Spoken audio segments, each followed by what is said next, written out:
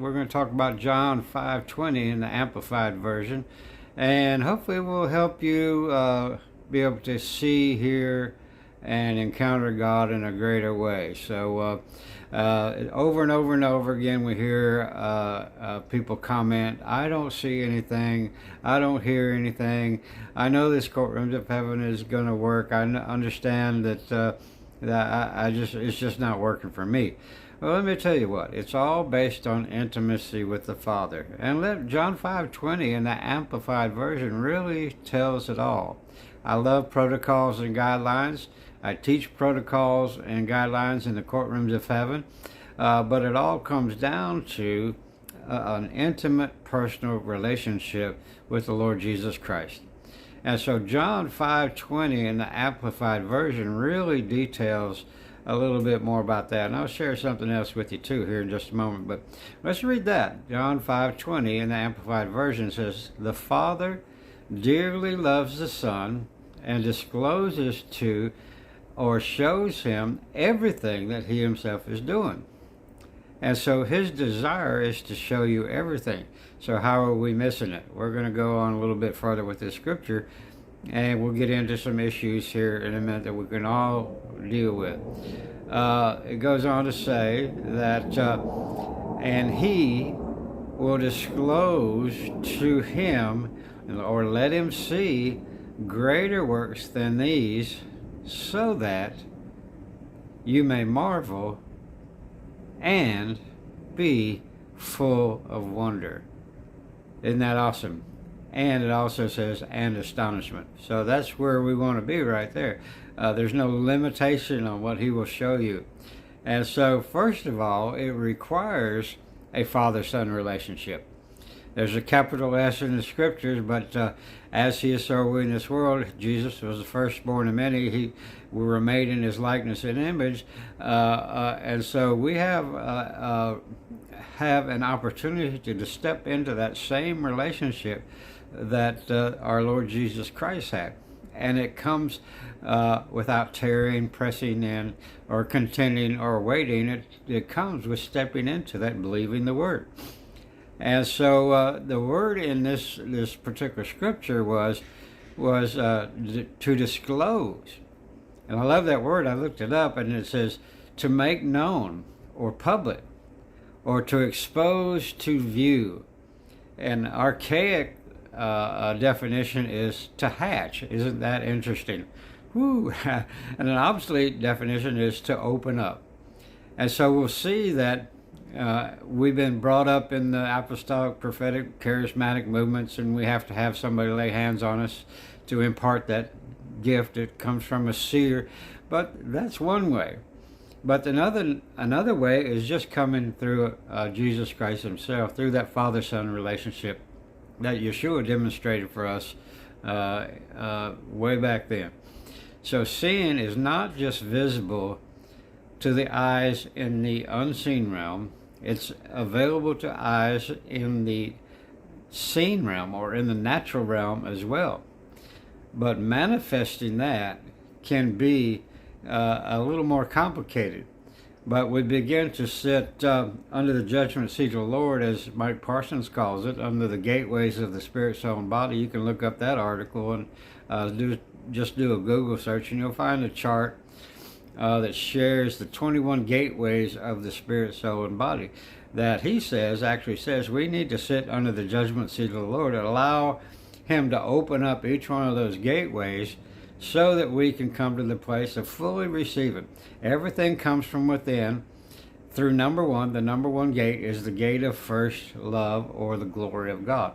That's not being affected by what's coming at us, bombarding us from this world. You are not of this world. You are in this world, but not of this world. So let's begin to act like it. The number one was the gate of first love, or the glory of God. Everything flows from within. The Spirit dwells within. You are the temple of the Holy Spirit. So secondly, the Spirit gateways are prayer, fear of God, reverence.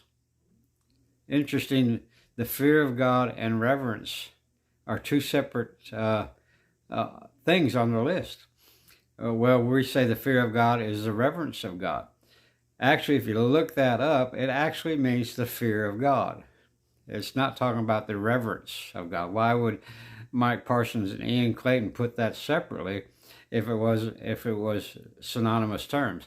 So the fear of God is actually fearing God. Reverence is the reverential attitude and position towards God. Number 5 is faith. 6 is hope. 7 is worship. 8 is intuition. And 9 is revelation. So we see that one of the gateways that we commonly miss is intuition. Did God give you an intuition? And somebody thinks, well, we just had this wild, crazy thought. Don't write it off. It could very well be the Spirit of God flowing through you to give you direction or instructions or warnings, whatever. So we need to begin to pay to our intuition once again. But now let's look at the soul gateways. And we're looking at the conscience. We're looking at reason.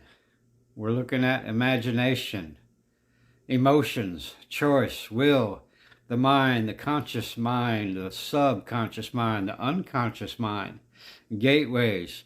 Isn't that interesting? So imagination was one that we were told again that that's just wild imagination. Well, maybe not. If he's going to reveal things what no eye seen, ear heard, or mind conceived, it could come through our imagination. We recognize it as foolishness or something like that. We tell our children all the time, oh, that's just your wild imagination. But no, they're probably seeing in the spirit realm, and we have the ability to do that as well.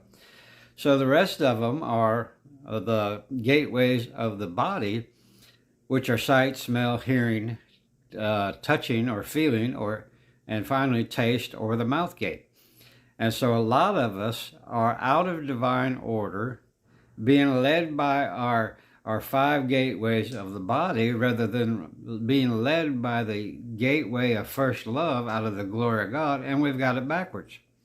So we need to put a personally watch what we look at. Smelling is the nose gate, hearing, tasting, touching, smelling, or what we feel. And tasting is the mouth gate. I talk all the time about we're a co-creator with God, and God created by saying, let there be light. He spoke things into existence. So 2 things can happen. Either we're perpetuating darkness by being in agreement with the enemy. We're not getting any better because we're co-creators with him.